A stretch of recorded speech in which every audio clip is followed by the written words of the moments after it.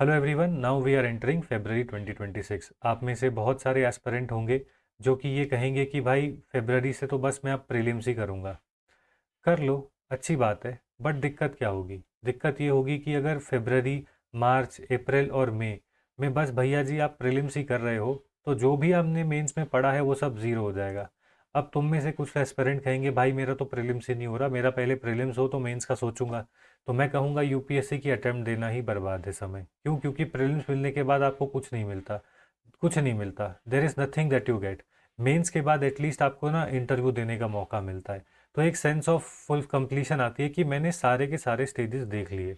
इसलिए इसका नाम देखो ना, इसका नाम मेंस क्यों है? क्योंकि यही मेन पढ़ाई है। यूपीएससी में पहले प्रीलिम्स के बाद 90 टू 100 डेज का टाइम मिल जाता था, तो आप आराम से अपने मेंस की तैयारी कर सकते थे। अब आपका जो इफेक्टिव टाइम है वो 70 दिन है। आप कहोगे कैसे? देखा जाए तो भाई मई 24 को पेपर है ना, और अगस्त 21 से फिर से पेपर हो जाएगा, है ना। You are not even getting 90 days year. और इसी के साथ साथ मई 24 को पेपर होगा, 10 से 2 हफ्ते लग जाते हैं रिजल्ट आने में। ठीक है, और वो 2 हफ्ते में तेरे से कोई पढ़ाई नहीं होगी। तेरे पास इफेक्टिव 70 दिन है प्रीलिम्स एंड मेंस के बीच में, और तुझे सच में लगता है कि 70 दिन में तू 9 पेपर्स को रिवाइज करके मान ले कि टॉप 50 रैंक ले आएगा? जो भी रैंकर है ना, जिनका कि अगले साल रैंक आने वाला है, वो यहाँ पे बैठ के मेंस हैवी चल रहे हैं। तो यहाँ पे तुझे करना क्या है? अपने लेवल पे प्रीलिम्स पढ़ते जा, और यहाँ पे जो मैंने कोर्सेज बनाए इनको देख ले, या फिर अगर तेरे पास अपने नोट्स हैं तो अपने नोट्स को यहाँ पे रिवाइज करते जा। ये नो, अगर तूने अभी तक कुछ पढ़ा नहीं है तो एटलीस्ट खुद को बोल कि भैया जी फरवरी में ऑप्शनल और प्रीलिम्स कर लेते हैं, ऑप्शनल पेपर 1, और मार्च के अंदर ऑप्शनल पेपर 2 और प्रीलिम्स कर लेते हैं। इतना तो कर लीजिए। इससे क्या होगा, तेरा अगर ऑप्शनल सॉर्टेड है, फिर उसके बाद ये जो मई में तेरा प्रीलिम्स हो जाएगा, उसके बाद ऐसे कर लेना, और फिर जून जुलाई में GS1 GS2, और फिर उसके बाद GS3 GS4, और अगस्त में सब रिवाइज करके पेपर दे देना। You will have good chances of clearing the examination. But अगर तू यहीं से प्रीलिम चलाएगा और तेरे को लगेगा कि जून जुलाई अगस्त में मैं जादू हो जाएगा मेरे साथ, है ना, मेरे अंदर सुपर पावर आ जाएगी, तो भाई this is a perfect recipe for disaster. UPSC ने अपना पैटर्न जो है वो चेंज कर दिया है। हमको भी अब थोड़ा सा स्मार्ट होना पड़ेगा। तो इस चैनल पे मैं आपको बता दूं कि क्या होगा for those who are preparing with me. भाई फरवरी में हम अभी भी मेंस ओरिएंटेड ही रहेंगे। आप अपने लेवल पे पीवाईक्यूज करते रहिए, और आप अपने लेवल पे जीके टुडे या फिर इनसाइट ऑन इंडिया आईएएस के जो करंट अफेयर आते हैं दिन के 5, वो करते रहो। ठीक है।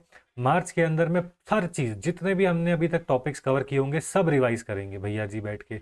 सब रिवाइज करेंगे एंड टू एंड, और बहुत तेज़ वीडियोस होंगे। फिर जैसे ही अप्रैल आएगा तो मैं क्या करूँगा, जो मैंने अपने प्रीलिम्स के नोट्स बनाए हुए हैं, पीवाईक्यूज, ठीक है, इसी के साथ साथ करंट अफेयर हंटिंग जो कि मैं तुम लोगों के लिए करूँगा और उसके वीडियोस लेके आऊँगा। तो यहाँ पे हम प्रीलिम्स हैवी हो जाएंगे। मई में पेपर देंगे। जैसे ही 24 मई को पेपर कंप्लीट होगा भाई, घर आएंगे, ऑप्शनल पकड़ लेंगे फिर से, और फिर उसके बाद ऐसे पकड़ लेंगे। और कोशिश करेंगे कि एक पेपर रिजल्ट से पहले कवर हो जाए, कि ऑप्शनल पेपर 1 जो है रिजल्ट से पहले कवर हो जाए। फिर उसके बाद जून तक ऑप्शनल करेंगे, फिर उसके बाद पूरा का पूरा जीएस रगड़ देंगे, और फिर फुल लेंथ पेपर्स लगाएंगे अगस्त के अंदर, एंड फिर उसके बाद जय सिया राम, है ना। तो this should be our strategy. And if you are focusing only on the prelims year, तो फिर जब ये वाला टाइम आएगा तो मेरे को याद करोगे और बोलोगे कि भाई वो बंदे ने सही कहा था। अब 70 दिन है, हाथ पैर फूल रहे हैं, सब कुछ करने के चक्कर में कुछ नहीं हो रहा, प्रोकास्टिनेशन हो रही है। और फिर तुम भाग के क्या करोगे? कोर्सेज लोगे, मेंस के मेंटरशिप प्रोग्राम ऐसे कुछ आते हैं ना, वो सारे लेने लगोगे, और उससे भी तू क्या ही कर लेगा जब तेरा फाउंडेशन ही रेडी नहीं है। ठीक है। तो इसीलिए यहाँ पे बैठ के क्या करना है, मेंस करना है। अब आप कहोगे कोचिंग वाले प्रीलिम्स क्यों करा रहे हैं? भाई उनकी भी गलती नहीं है भाई, उनको अपने आप को सस्टेन करना है ना, उनको उनको पैसे चाहिए, वो कैसे चलाएंगे? अब देख इस बात को समझ, 5 लाख बच्चा प्रीलिम लिखेगा और मेंस कितना लिखेगा? बस 14,000। बड़ा मार्केट कहाँ है? इधर है ना। फाउंडेशन कौन करेगा? ये नहीं, ये करेगा, है ना। ऑप्शनल कौन करेगा? ये नहीं करेगा, ये करेगा।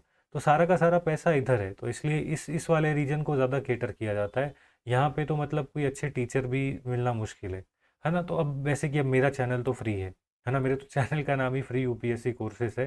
That is why I try to tell you the truth कि भाई फेबररी में प्लीज़ आप थोड़ा थोड़ा मेंस करते रहो, अपने नोट्स रिवाइज करते रहो, उनको भूलना नहीं है कभी भी।